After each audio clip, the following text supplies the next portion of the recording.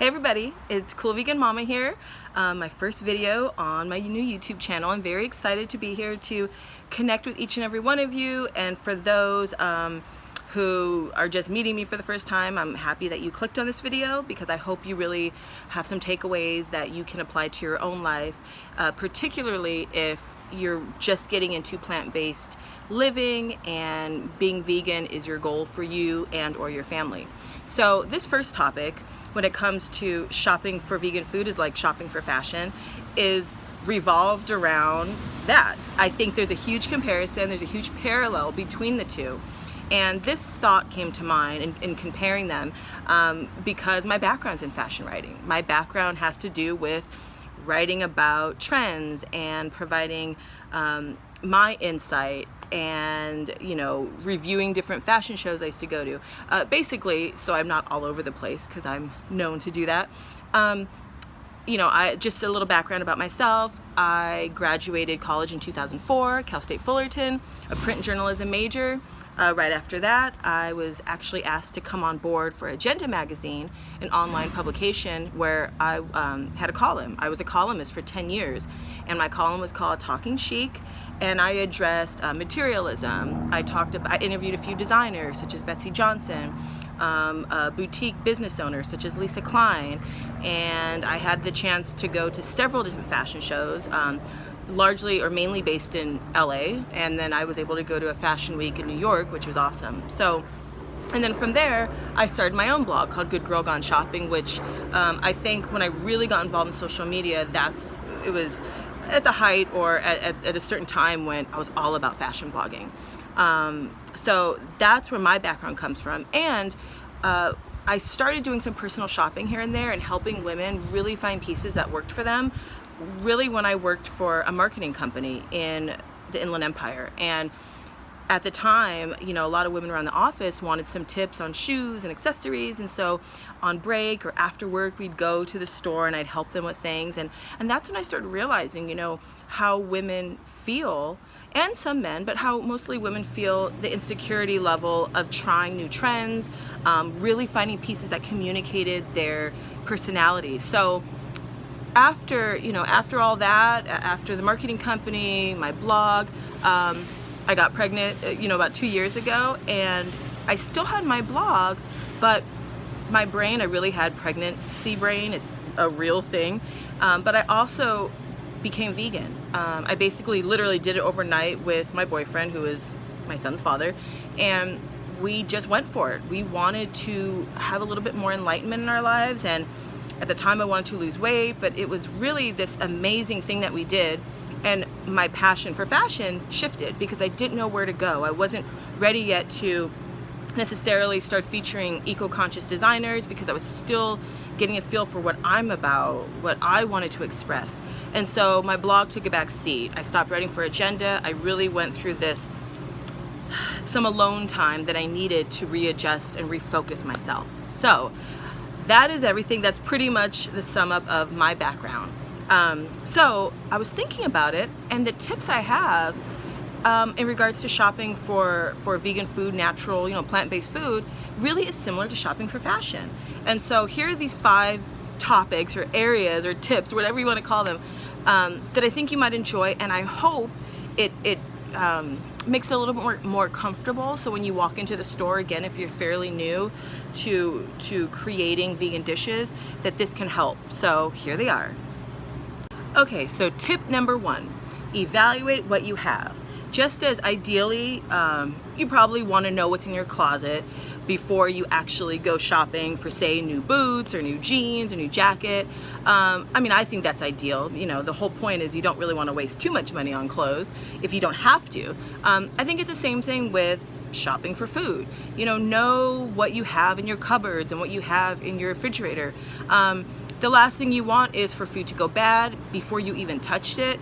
And you also don't want to forget really important things. So the first step is just evaluating everything. Just take mental inventory. If you have to write it down, or take notes in your phone, something so that way you feel you're very comfortable with what you already have.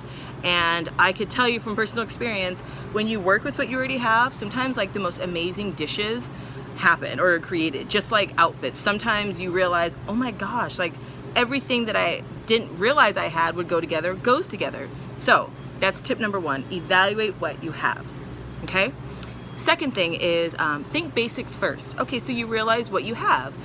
Now start thinking of what you don't have that is versatile, that is functional, that will work with a lot of different things. For instance, with fashion, let's talk about dark skinny jeans. Dark skinny jeans go with everything. I mean, most women know that. Or just, they don't have to be skinny jeans, just a dark pair of jeans. You can wear with any color, texture, print, you know, pretty much every season. So think about, okay, so when it comes to food, so you're ready to embark on this vegan journey and you want some basics. What are some basics? Well, I would say let's, you know, consider nuts, you know, almonds and cashews. Start with those if you don't have much. Those are a really great source of protein and iron, and they keep you full, and there's, you know, you can mash them up into salads, you can take a handful of them, you can take them in a baggie with you on the way to go pick up your kids. I mean, nuts are great to have because they're great for your body, but they're good basics. Other great basics that a lot of vegans, you know, joke about and swear by are bananas and avocados. You can do tons with them. They can go bad quickly, so if you use them all the time as basics, you'll get use out of them. So think of your basics first, and just like, again, with clothing, you think of your basics first. It's a way to save money, but it's a way that you can feel comfortable and confident with what you now also have. And it sort of takes away the fear of trying a new dish or trying a new outfit, because you're comfortable and you know the power in these basics. So the third tip, I would say, is what I call the cherry on top. As for fashion, that would be accessories. For food, that would be seasoning, or maybe some alternative, quote, vegan meats. So, okay, so you have your dark skinny jeans, and you know that you just got a pair of that. You realize you have so many different colors to work with already in your closet. So what are some great add-ons? Maybe some cool scarves, okay? Maybe a hat, maybe some earrings. Accessories really, I don't say they break an outfit, but they can really make an outfit. Just like seasoning.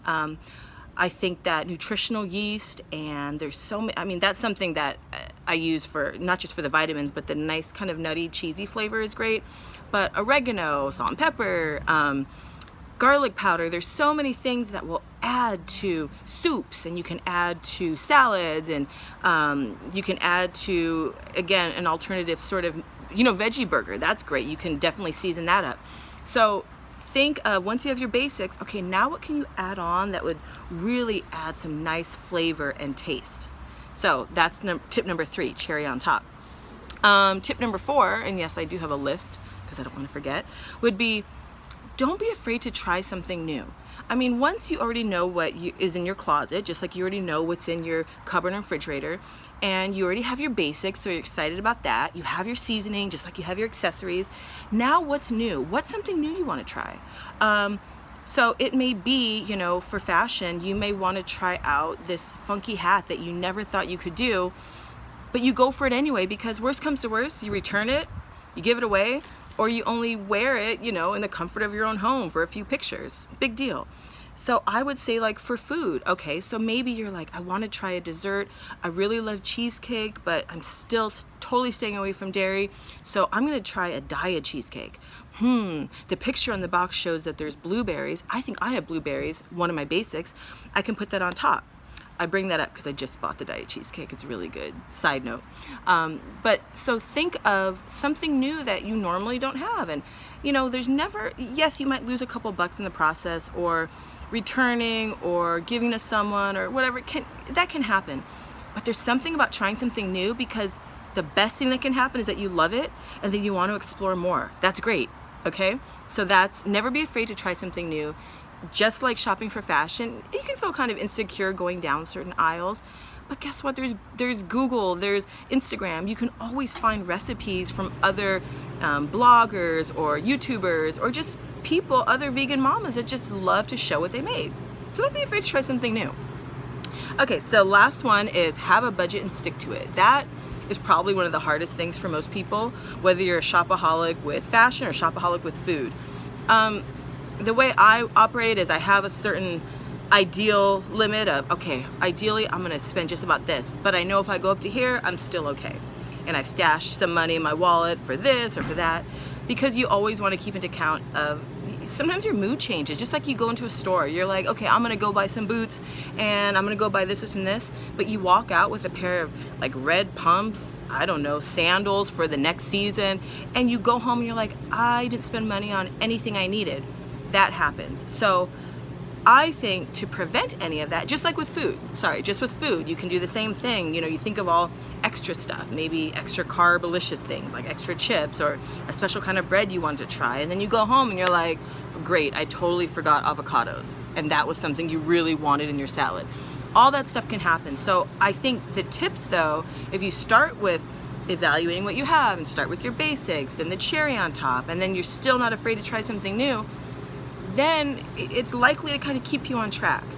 I think you do want to save money where you can, because as compared to fashion, food, you pretty much are at the store or farmer's market or market, you know, a lot more than the mall or the flea market, depending your personality. But I think that have something in mind, and one of the most important things I think, just as comparing food shopping to fashion, is to have fun and to have an open mind, and don't be afraid to ask people who work at certain spots for help.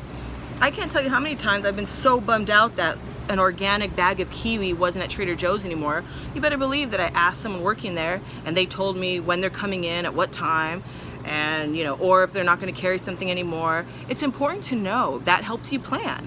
So again, I'm not, at least not in this video, gonna list out exactly what to get for you, like in your vegan journey, if you're especially just starting off, because everyone's different. Everyone has different reasons for doing this. But leave a comment if you'd like me to start doing that in another video. But I just want to give a framework and an outline of how you can get started. And the most important thing is, when you're done with putting together an outfit or putting together a really great dish, is to be proud of it. And hopefully it is picture worthy. I mean, it's all about showing who you are online, right? Social media. So I hope that these helped.